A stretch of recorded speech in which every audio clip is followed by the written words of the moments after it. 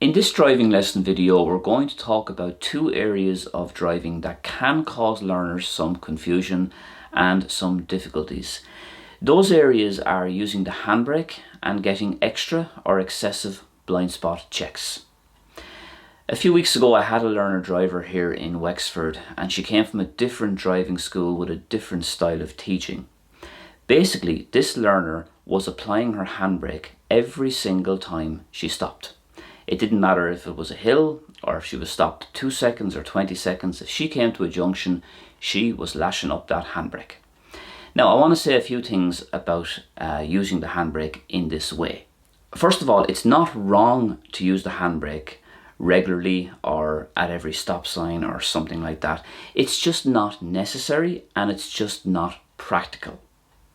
It gives the learner extra work, and this is extra work that's not needed, particularly if the learner is stressed or if they suffer from an underlying anxiety issue. In these cases, the handbrake can become the main focus and the main issue, and my worry then would be that other more important issues like observation or creeping out or position take a back seat or suffer or are sidelined. A good learner needs to learn. What I mean by that is they need to learn when to use the handbrake at the appropriate time. This means judging each situation individually and not apply a rigid one-size-fits-all solution because the driving instructor is either unable or unwilling to teach them the proper way to use the handbrake. I have made lots of videos on how and when to use the handbrake, and you'll see some links in the description to this video. You'll see that I use the HALT acronym quite a lot. That's HALT, so you'd use the handbrake on the hill, H for hill. A is for alighting or parking. Alighting is just another word for disembarking or getting out of a vehicle. L for lights, so use the handbrake at lights, generally speaking. And T for time, so use the handbrake if you're stopped over, say, 4 or 5 seconds, just for extra security. So using the HALT means you have to judge each situation individually. Let's look at that now in a little bit more detail. So let's say I'm coming up to this junction here. It's a left turn. It's on a slight downhill and it's a yield sign here. I can see it's pretty open, so I have a fairly good view of it. As I'm coming up to this junction here, I may need to stop, I may not. It depends on what my line of vision is down here, and of course if there's any cars coming. But provided it's safe and provided it's clear and empty, I can roll into first gear here, stop if I need to, and because it's a slight downhill, I do not need to use the handbrake. I can rest my foot on the brake and then go for the accelerator and bring the clutch up then once it's safe to go. So that's what I would do in that particular situation there. Now in this situation here, I'm going to be taking a right turn and my vision is going to be slightly obstructed here by the wall and here by the parked cars. I also think that there might be a slight bit of a hill up here, but I'm not sure. So this will be a perfect junction to use the handbrake. But that's because I'm judging it individually. I'm ascertaining that it might be a slight hill.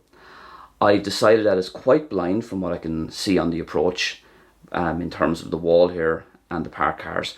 And therefore using the handbrake will give me that extra bit of security, allow me extra time to get the looks in, because this is a more difficult junction, a more challenging junction, a junction where visibility is not the best in comparison to the previous one, and that's why I would use the handbrake here. When it came to the turnabout, the learner driver said that the other instructor was telling her to use the handbrake every single time you stop on the turnabout, here and any other times that you stop as well. And again, that is completely and utterly unnecessary, okay? You use the handbrake if you need it on the turnabout, like if you're on a hill or something like that, and you don't use it just willy-nilly every single time because of a one-size-fits-all shortcut, okay? So at the start, this is why you look around on the turnabout, get a good full 360-degree look around and see if you can work out what kind of road surface is there. You see the way it says camber there, so camber just means hill. Does it rise up in the middle and is it lower at the ends here? Because if it is a bit of a downhill here, as in the car could roll forward, then certainly use the handbrake. You have to use the handbrake then. But if it's not and you're only going to roll back in this situation, that's great. Don't bother using the handbrake then. You don't need it. It just puts extra work on you. It puts extra responsibility. It's one more thing to remember. And remember, you're doing a driving test. The idea is to try and have less things to do if possible, so you have less potential mistakes to make and less things to forget about. Because I have seen people forgetting about the handbrake, forgetting to let it off and things like that. So if you're on a downhill here, as in if the car is going to roll back here, that's great. It's going to give you a bit of a head start when you do the next leg of your reverse, which is to reverse back here on the turnabout. Sorry, when you're doing the next leg of your turnabout, to reverse back. The same when you're here. If the danger is that you're going to roll back, well then of course use the handbrake, because you don't want to roll back because your next leg is to go forward. But if the hill is such a way that you're going to roll this way anyway, as in you're going to roll the way you're intending to go, there is no need to use the handbrake whatsoever. Just use the foot brake, concentrate on your looks, and off you go. You'll get it done quicker and more efficiently then, and you'll be doing it in a more practical and a more realistic way. Some learners can be a little bit too fond of excessive blind spot checks, and the two areas that I notice they come up are when changing lanes and also at junctions and roundabouts. Now just briefly on changing lanes, if you are changing lanes, say from the left lane to the right lane or whatever, the most important thing you can do is to check the middle mirror and the relevant side mirror, so the right mirror if you're changing to the right lane. The mirrors are the most important thing. You can get a quick sideway glance. Notice the way I said sideway glance, not a blind spot, okay? You don't really get the blind spot when changing lanes, at least not in the traditional sense of looking over the shoulder, like out there. That is very, very dangerous when you're changing lanes. When you're changing lanes, mirrors indicate, mirrors again, and get a quick glance like that, so you're kind of looking with your eyes like that, kind of like giving it the old snake eyes. Rather than twisting the head. Your chin should not go anywhere near or beyond your shoulder, okay, when you're changing lanes. I've made videos on this, I'll leave links in the description.